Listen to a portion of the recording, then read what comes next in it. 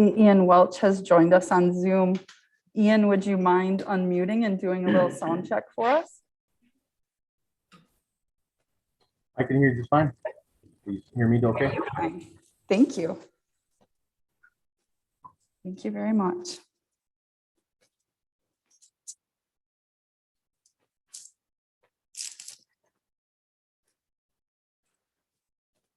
It's less stressful than committees. Yeah.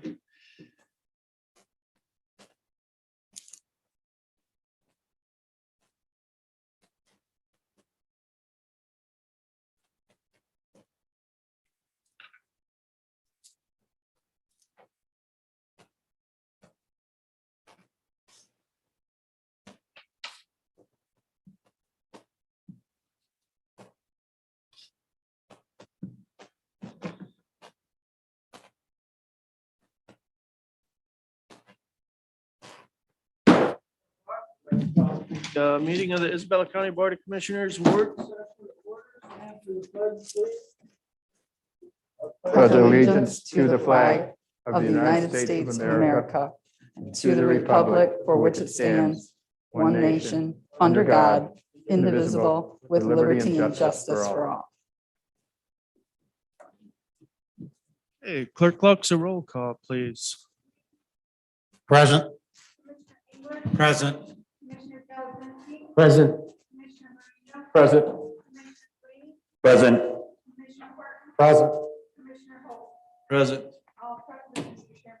Thank you, Clerk Lux. So up next is approval of the agenda. We'll have general public comments, presentations and special reports. We have none. Appointments to boards and commissions. We have none of those either.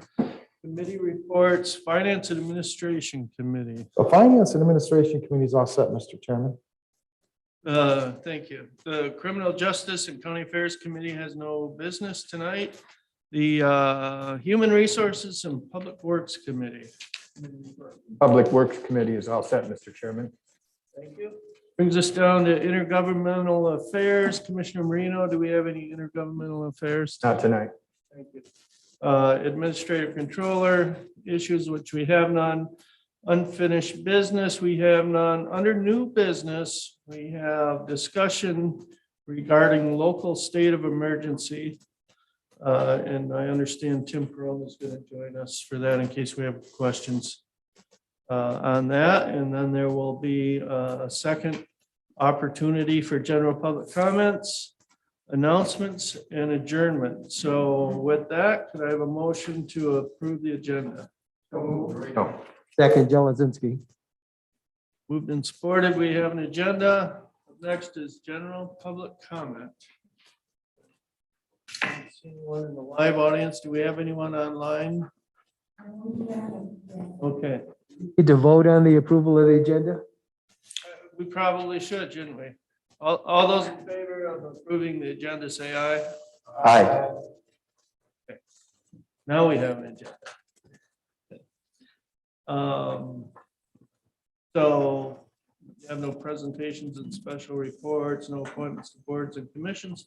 Brings us down to committee reports, Finance and Administration Thank you, Committee. Mr. Chairman. First up, consider ratifying and placing on file the January 14th, 2020 invoice list, the amount of $410,260.99. The January 21st, 2022 invoice list in the amount of $1,446,289.65.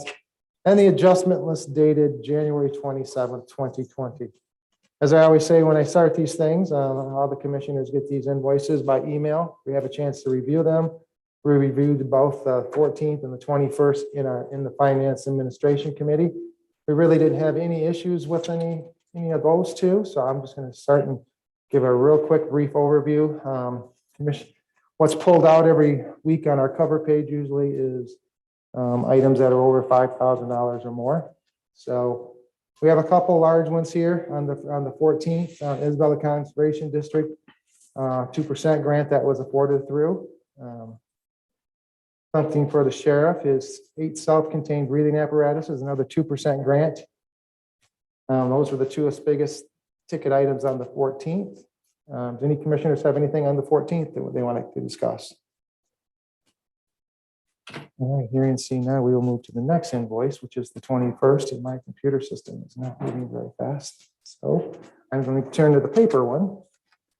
And again, there was not much included on that. So I know we had some big tax disbursements by the county treasurer. He has to keep, here we go. He collects taxes and then he has to pay them out to some of the governmental entities. So you're going to see $1 million going to the Gratiot Isabella Intermediate School District for tax distribution. That's one of the largest ones you're going to see. Mid-Michigan Community College had $96,000 on the tax distribution. And also we had our biweekly payment to HATS, monthly financial services from administration, and some information systems had a couple items there, but nothing out of the ordinary. And then moving down to the adjustment list of the 27th, but before I do that, anybody have questions on the 21st?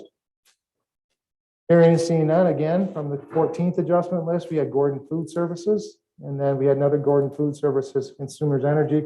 And the reason we see those type of issues is because the county pays their bills on time and they're not late. They have a very good credit.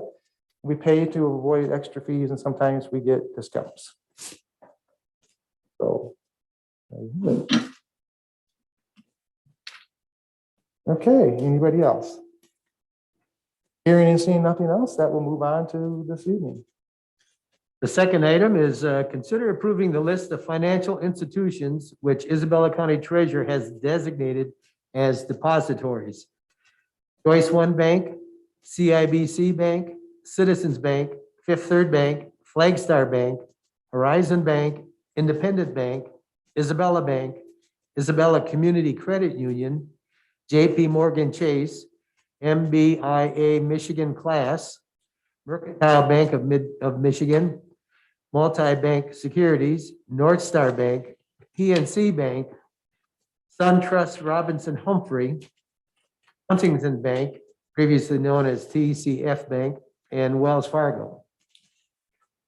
The treasurer has to invest the monies that come in through taxes, and you know, we are limited in terms of recovery if there's a failure of a bank to $250,000. Well, even this number of banks is not fully covering the county. But the treasurer goes through a pretty extensive review process, follows state guidelines and standards, and comes up with a good selection to parcel out our funds.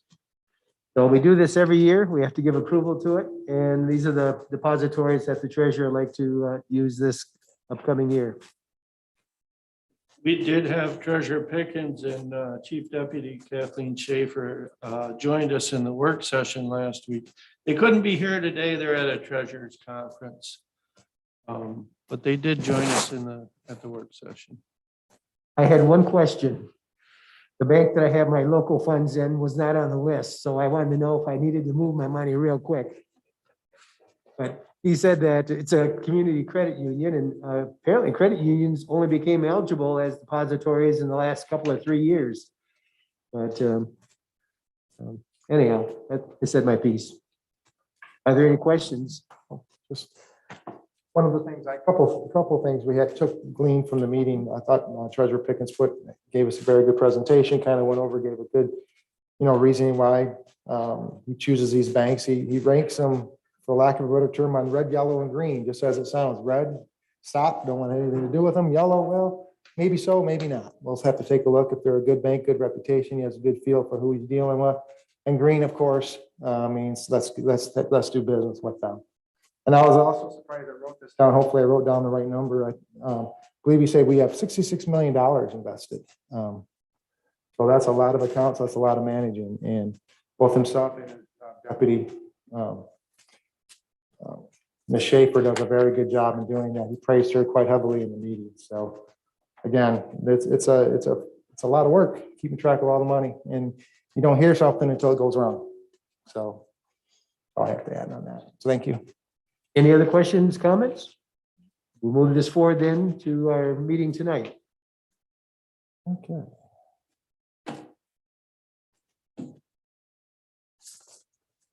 And that falls to me, and of course, without my agenda in front of me. Next up, consider approving the legal services agreement between Isabella County and Cole, Stoker, and Toskey PC attorneys at law for the Isabella County Sheriff's Office and Correctional Facility Project in an amount not to exceed $10,000 and authorize the board chair to sign the same. What this is just another thing we have to do for our loan that was coming up in the USDA process. Again, this is a long, ongoing, tedious process to obtain the money, but I don't blame the federal government for doing it because every I and every T has to be crossed when it comes to $41.5 million. So again, this is something pretty common, pretty boilerplate. Commissioners, you have any questions in regards to this agreement? Okay. Hearing and seeing none, Mr. Chairman, that'll move forward to this evening. And with that last little bit, that completes the work of the Finance and Administration Committee. Gentlemen, that brings us down to criminal justice and county affairs. We have no business. And then, so we move down to human resources and public works committee. Chairman, our first item is to consider approving fiscal year 2022 County Veterans Service Fund, CVSF, grant amendment between Isabella County and the Michigan Veterans Affairs Agency, MVAA, in the amount of $3,300 and authorize the board chairman to sign the same. We have Ian, the Director of Veterans Affairs, here to give us the background on this. Could you do that, please, Ian? You can hear me okay? Yes. Originally, the grant was in total for $78,541. That was $50,000 as the base amount, and then the additional was the extra per cap that is awarded every year based on population size. I only used $75,000 originally, found some extra expenses for the coming home show. Basically a collapsible wagon and some swag, things with our logo on it, giveaways, so they can give away to people. They've been pretty successful. They were at the, what do you call it? I'm having a brain fart. The county fair this summer. Most of it was gone by then. Actually been pretty popular just outside my office across from the community development. People have been taking the tape measures, and so it's more the tape measures, some stress balls, some paper or chip clips. They've been pretty popular. Again, used to get out the word out and just basically spending the rest of the grants. So, if anybody have any questions? Questions for Mr. Welsh? I don't see any. Thanks for being with us, Mr. Welsh, and explaining that to us. Thank you. Okay, number two, consider approving the $2.35 per hour temporary premium pay for the Commission on Aging direct care workers. Authorize the board chair to sign the direct care worker wage pass-through documentation forms for the month of October, November, and December 2021, and authorize the Commission on Aging director to approve and sign the future direct care worker wage pass-through documentation forms beginning January 2022 through the remainder of the fiscal year 2022. Hello there. So once again, the state has approved the temporary premium pay for our direct care workers, which is in our in-home program, our homemaker aides, our personal care, respite care aides. And so with this, the first disbursement, they did October, November, December, and then they've also have already released January, February, March, and they believe the same pattern is going to happen throughout the rest of the fiscal year.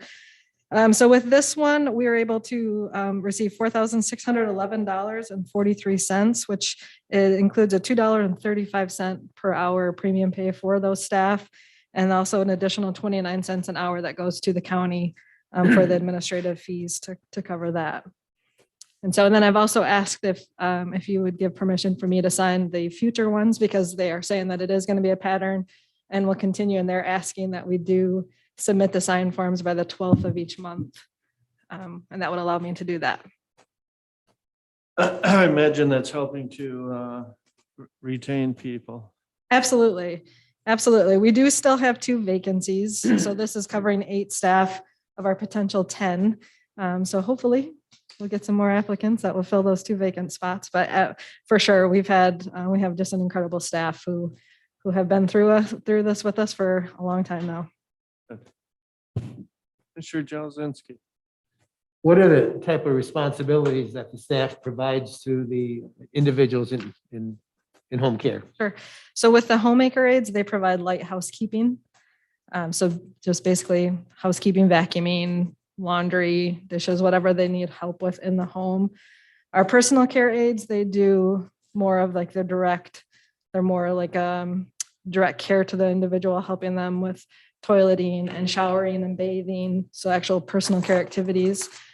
And then as far as our respite care aides, they're the ones that they go in. Our personal care respite care aides are the same. They do their dual role, but they go in and they provide relief or respite to the caregiver. So they will take care of the individual in the home so that the caregiver can have a break. Is there a cost to the person that's being served? And how do they sign on to the program? It is donation only. All of our services are just donation only.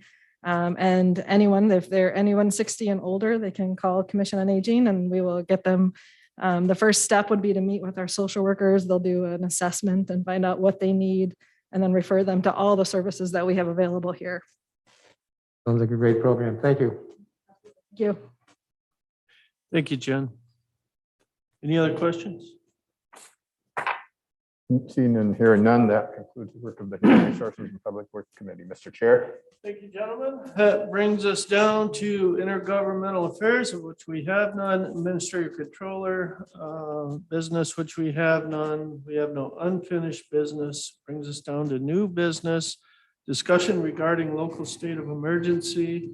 And I believe administrator controller Frost is gonna give the ball rolling for us on this one. Yes, sir. Yes, sir. I'm glad that you asked me to do this because it helped set things as well. So just kind of going to run through a timeline of the state of emergencies, what led to it, the extensions of it and whatnot. So I did provide you with a lot of handouts to in regards to some of the documents I'm going to reference.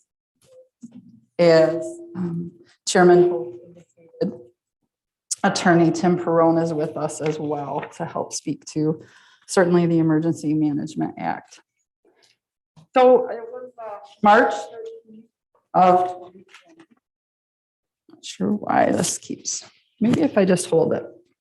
March 13th of 2020, the president declared, of course, a national emergency concerning the COVID-19 pandemic. Just days later, March 17th, 2020, was the first local state of emergency declaration here in Isabella County, and that was made by then chairman of the board, George Green. That was done in accordance with. Thank you so much.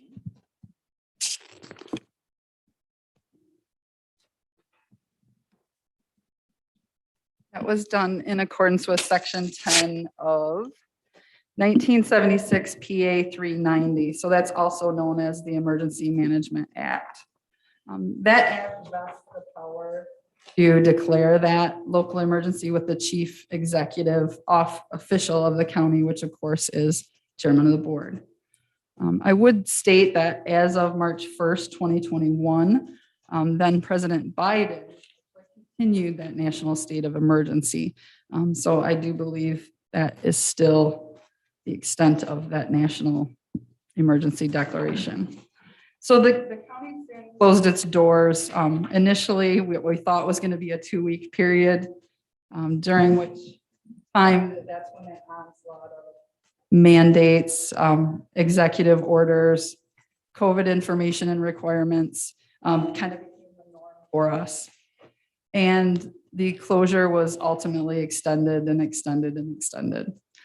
The board as a whole considered that local state of emergency matter, and by consensus on April 21st, 2020, they voted to extend the state of emergency retroactively to the expiration of the first state of emergency and until further action of this board.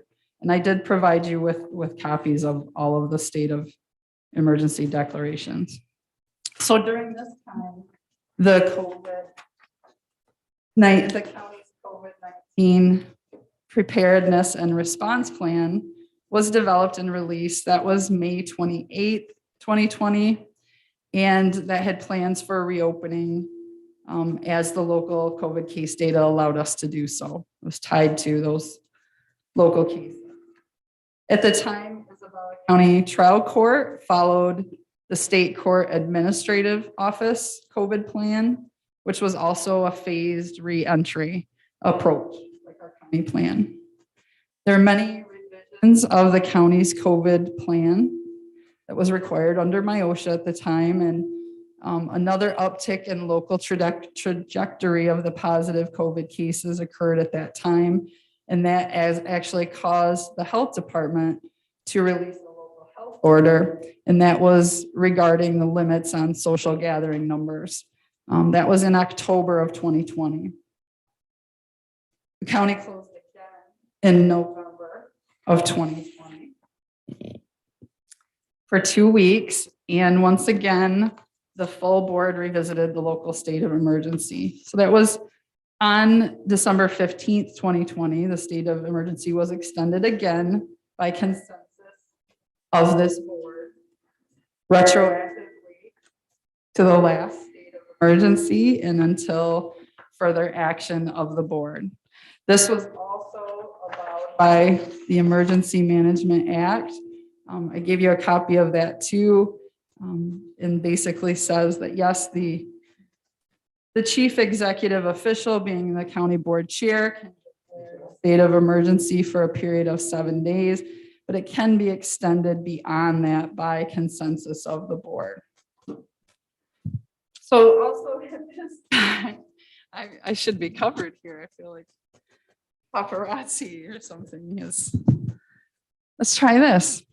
Also at this time, the state legislature adopted changes to the Open Meetings Act. This happened in late December, and they allowed remote meetings retroactively back to March 18th of 2020. And that period between March 18th, 2020 and March 31st, 2021, the OMA, the Open Meetings Act allowed remote meetings for any reason. From March 31st, 2021 to December 31st, 2021, they only were allowed due to military duty or if a local state of emergency was in place. And then after, of course, as we know, after December 31st, 2021, only active military duty would be an allowable reason for a public body member to attend a meeting remotely.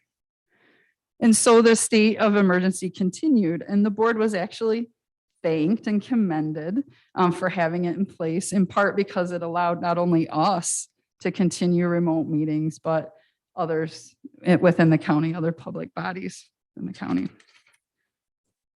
So the board really has not based its state of emergency declaration, to my knowledge, on the Open Meeting Act allowances, but rather, of course, on the unprecedented and horrific pandemic that we still find ourselves in today. Open Meetings Act, however, is no longer tied to the state of emergency. Neither are our partners nor our grant dollars. I did confer with accountant Chris Whitmer, who stated the only dollars we've received in this regard that were tied to a local state of emergency declaration would be FEMA dollars.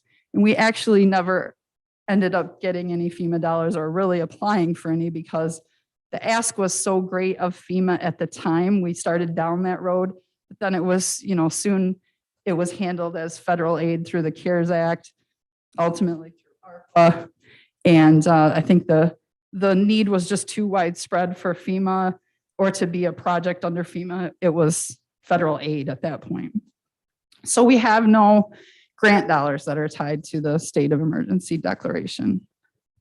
I did check with Isabella County Trial Court Administrator Carrie Curtis. The court has no resulting impact from the state of emergency as they take their direction from State Court Administrator's Office and ultimately Supreme Court. Also checked with Central Michigan District Health Department, and they have no resulting impact from the state of emergency being in place or being rescinded. The last thing I would end with is that, reiterate again, no grant monies we receive or anticipate or other benefit really is tied to the state of emergency, except of course, awareness of what we have going on. So any questions about what I've handed out or the timeline that I've spelled out for you? Yes, Kind of sir. just a comment, with the legislature getting involved and everything, it just changed the whole strength of the local emergency act when they really tied it to the Open Meetings Act. And there is some actions that are trying to deal with that, but it just seems right now that there's not very much advantage to having it as there had been before some of the changes. Is that correct? It appears that is correct. Yes. Yeah, I'll just point out in the email from Mr. Perone to Ms. Frost that I shared with all of you folks. He does say that it may be incumbent upon the county board after more than 1 year from its last action to consider A, whether the emergency circumstances exist, and B, to continue or lift the local state of emergency. And we do have one new board member since we did the original state of emergency. So as a board, it's something that we're being advised we should reconsider or, re-examine. A better word. And with that, I guess I'd kind of like to hear from the other board members and see what direction everybody wants to move in. It's my understanding that some of the surrounding counties have already released their state of emergency. Is that correct? Done it for quite a while, so. I think a lot of them did last summer when it was, the feeling was kind of that we're almost out of the woods, it was before the current variant hit. And certainly right now, the numbers are not good at all. They've spiked quite a bit. There's some evidence that might be tapering off, but I don't know.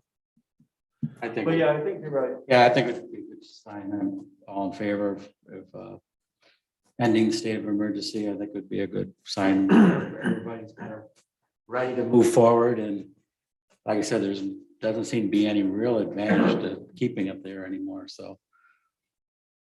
I'll just add, I did talk to officials from the city and from Union Township and from Community Mental Health. I sit on their board. It's a 6-county board, but they're based in Isabella County. So at the time when we had our state of emergency, they were able to hold remote meetings based on the fact that their base is in Isabella County. So, and they were very thankful of us for keeping that in place. Of course, now it doesn't matter.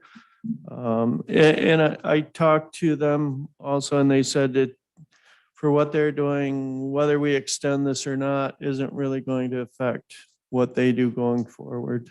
So. Commissioner Hutchinson. Yeah, how much of a process is it to reinstate it? I don't know the answer to that.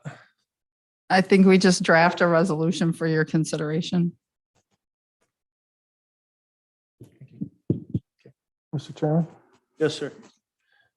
looking back at 2020, when we entered into this state of emergency, I don't think anybody had the Open Meetings Act in mind as the goal of why we're doing it. We encountered something in my lifetime, and I think everyone's in the communities seen before, COVID. I mean, it disrupted everyone's life, and it still disrupts everyone's life today, but not to the extent back in 2020. Right now, I don't see this state of emergency having a lot of, for lack of a better term, teeth or effect going on.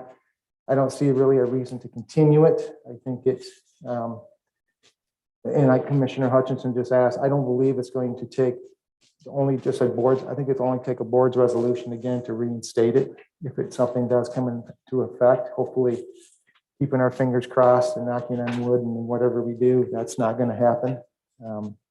So I am certainly in favor of lifting the state of emergency in Isabella County.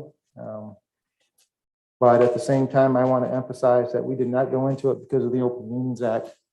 In fact, we started having open meetings at this board back, I believe, in July.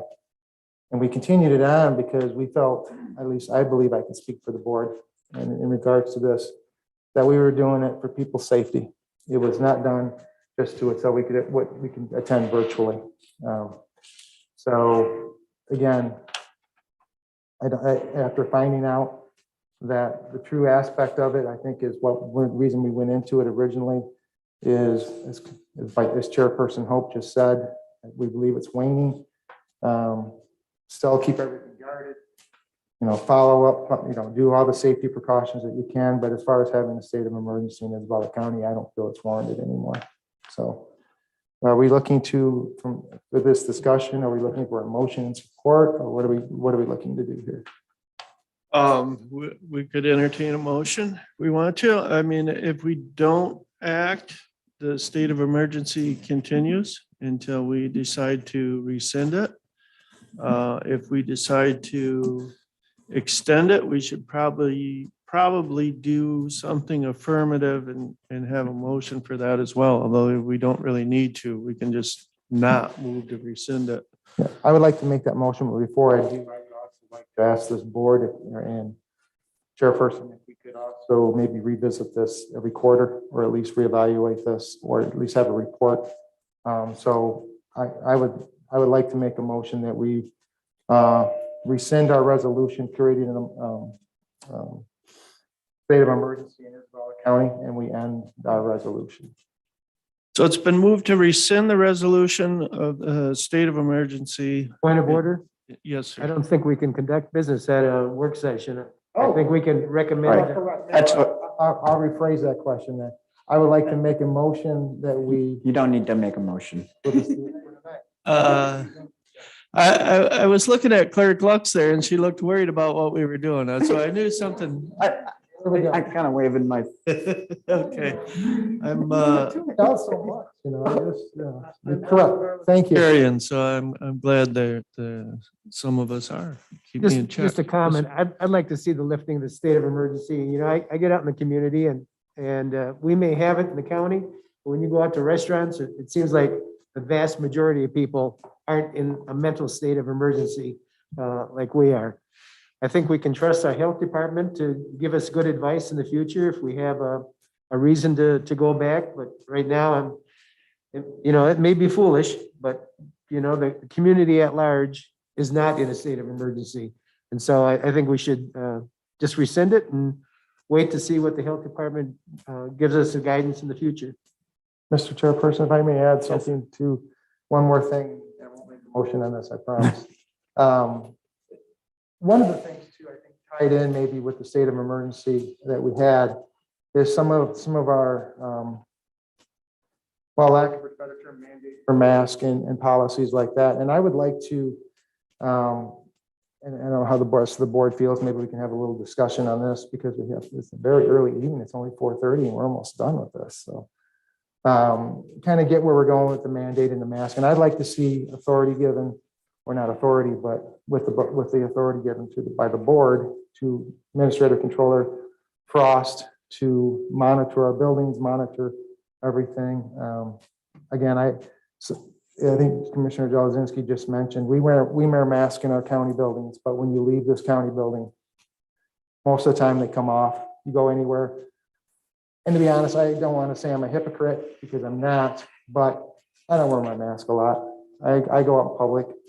I go to restaurants. I go to Myers. I go to Rick's. I go out to eat. Sometimes I go east and visit the casino at times. I don't wear my mask in there. So again, that's one aspect. I do think though, how we do the workplace is a little different. We're a service-based entity and we have to have employees to operate our services. So I think that mandate's maybe a little different than people walking into our buildings. At least some of them. The county building has our security glass up in a lot of the areas. Again, I I'm going to leave that and maybe defer that to Administrator Controller Frost in regards to this. I'd like to have her be our eyes and ears. She does this day in, day out, and I think she's in a good spot to make those determinations. Commissioner Sweeney. Well, right from the top, I guess I would say that I'm in favor of rescinding the emergency act. I believe that NOCO Administrator Frost is looking out for our county employees, and I think we do, and she is entrusted with that. That said, I do remind people that, you know, most restaurants, you have all the employees and service people have masks, right? So they're seeing a lot of people. So anyone who's interfacing with our county constituents probably ought to have a mask if they're seeing quite a few people. That would be my feeling. Commissioner Marino.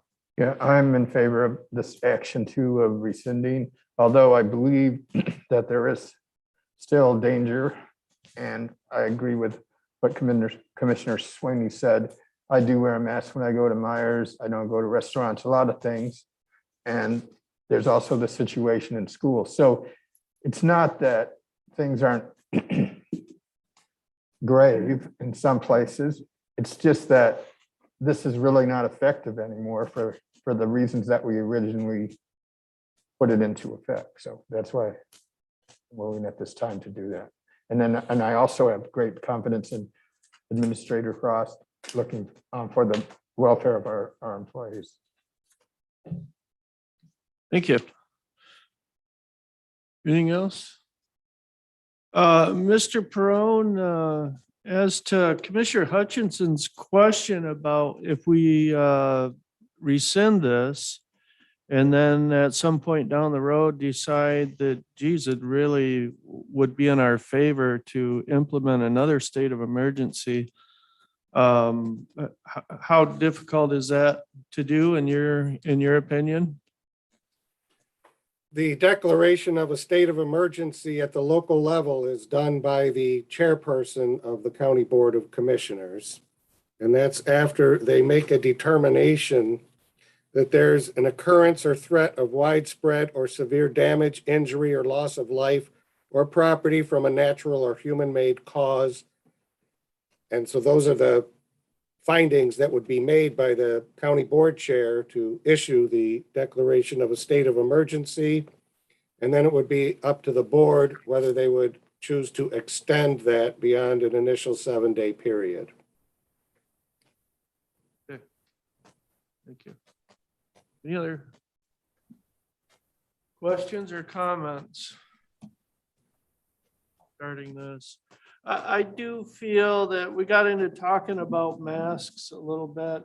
I do feel that somebody coming in, the public coming into the county building should be, those folks should feel safe when they come in. And I think what's happening now is that people, when they're in the public areas, when they're in the hallways, people are masked. When they go back in their own offices, I'm less concerned about what happens back there. But for the public walking into our buildings, in this building, I think we need to do whatever we can to make sure that the public feels safe entering our buildings. I'm also pretty comfortable. Vice Chairman Horton suggested referring that to our administrator controller. And, the mask mandate came from our administrator controller before. I'm very comfortable with giving her that authority to decide how that will be implemented in the future. Commissioner Jazinski. Just a comment. I know we had a couple weeks ago, somebody came up under public comment and indicated that apparently she had a medical reason for not wearing a mask, but was denied entry into the county building. I think if that's occurring, we probably need to come up with some kind of a policy so that what is required to be shown that you do have a medical reason for not wearing a mask, not just to take somebody's word for it, but to have some documentation. Because somebody may just not want to wear a mask and claim to have a disability. But I think we need to make those exceptions for people that actually do have a medical reason for not wearing a mask so that we don't deny them service because they won't wear it. I like to emphasize on that or say something on that. There's a lot of, I think that Tim Perone could probably speak to this better than myself, but I think there's some ADA issues involved in this. They're looking at that. I know when we were under executive orders, that was at one time, the business owner was told they had to ask. And then after that, another executive order came out and said, you don't ask. And you take someone's on their word on that. So I don't know whether or not we ask somebody about what their medical exemption is. I think that's going down a pretty slippery slope. And that can open us up to even more issues. I think what we need to do is be accommodating to somebody that claims a medical exemption and be able to have alternatives available to them if we do keep implementing our mask mandates. I think that's the more better route to go. I think asking somebody what their medical exemption is puts us on a dangerous slope on liability wise that I think we can avoid by just making, for lack of a better term, accommodations for them. So. Mr. Perone, would you be prepared to comment on that last In exchange? general, persons may indicate that they have a medical exemption from wearing a mask, or even sometimes a religious exemption from wearing a mask. And under civil rights laws, you have to accommodate someone that has a disability or has a religious exemption so that they can access public accommodations. And certainly having official business in the county building, you have to accommodate people. And if you say that everyone has to have a mask unless they have a valid exemption, I think for the most part, you're going to have to take their word from it. A lot of times there's also, of course, you're aware of service animals. People want to bring a service animal in there. You can certainly ask them, what is this service animal trained to do? And is this service animal trained to assist a person with a disability? But what you cannot ask the individual is, what disability do you have that you need a service animal? You can't ask that. That is a civil rights violation. And I would extrapolate that to this context where someone is told you need to have a mask and they say, I have a disability that prevents me from wearing a mask. I think you're going to have to take their word for it and accommodate them. Now, depending on what service they need, maybe they could have an accommodation like curb service or something else, or wait here, we'll go get what you need and bring it to you, something like that, unless they absolutely have to come in. And then you can indicate then, fine, you'll be accommodated, please maintain social distancing, use the sanitizer, whatever it is. I think it's best to accommodate people by taking their word for it and not delving into the underlying disability and reasons for why they're claiming the exemption. Thanks, sir. Sheriff Maine? I have a comment to your conversation. Absolutely. All right, so I'm not logged in here and I'll try to talk loud, so this is Sheriff Maine. Just so that, you know, from Commissioner Engler or President question, we haven't denied anyone since the special deputy's been there for a mask. Maybe that was before, I don't know when that person was referring to. They have pretty strict orders not to deny anybody for a mask. We've done that since day one. There's no law about masks, right? So our stance has been, and law enforcement stance has been, if you go into a box store or any place and they require you to have a mask on, or they don't want you to wear pink shoes, for example, and you have pink shoes on, they can ask you to leave. If you don't leave, that's a trespass issue. If you become disorderly or disrupting, then that's disturbance being disorderly, right? Those are the two things that we've instructed everybody. So if somebody doesn't leave, we tell them to leave, it's trespass, or it's disorderly if they get upset. Never would it be for a mask reason. So I just want to make sure it was clear that we haven't, the special deputy, since he's been there, no one has denied anybody. Okay, appreciate that. Anything else? Questions, comments? Okay, I think we have a pretty good idea of where we want to go with this. Mr. Perone, thank you. Appreciate it. You're welcome. And we will move on then to general public comment. See, we don't have anyone in the live audience. Do we have anyone online, Michelle? Okay, and we will move on to announcements. Commissioners, Commissioner Engler. Yeah, I have some dates update for the 2022, the Isabella Conservation District. We did secure some funding for our electronic waste. We held at the fairgrounds, and that will be May 14th. We have 2 tire recycling dates also held at the fairgrounds, 25th and October 1st. Now, we have funding for the hazardous waste pickup, but because of they're having trouble with the employment at the state agency, so we still plan on having it, but they're understaffed, so they don't have staff to come out. So we do plan on having that. As soon as we get that, we will post that and have that. So we do have funding for it, but we do not have staff because the hazardous waste has to be monitored and secured properly. So as soon as we get that, we'll do that. I would like to take this opportunity to do a shameless plug. Right now, the Isabella Conservation District is having their tree sale. So the last date of ordering is April 1st. You can get an order blank on the website at Isabella County or Isabella Conservation District.org, or you can go to the Facebook. So deadline is, so I just had to get that in. So Okay, thank you, Mr. Chairman. excellent. Yep. Any other announcements? Okay, I just have one. Administrative Controller Frost and I and our significant others had the opportunity to attend the retirement party for Sergeant Swanson. I thank the sergeant for his years of service with Isabella County, 27 years and 3 months or something like that. It was a great event, hosted by our own Sheriff Maine, and it was really a nice event. So that's all I have.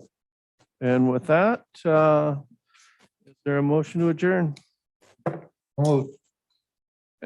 Support. Been supported. We are adjourned at 4:47. Do we need to take a vote on it? All those in favor say aye. Aye. Actually, Okay. call the. You don't have to motion, I don't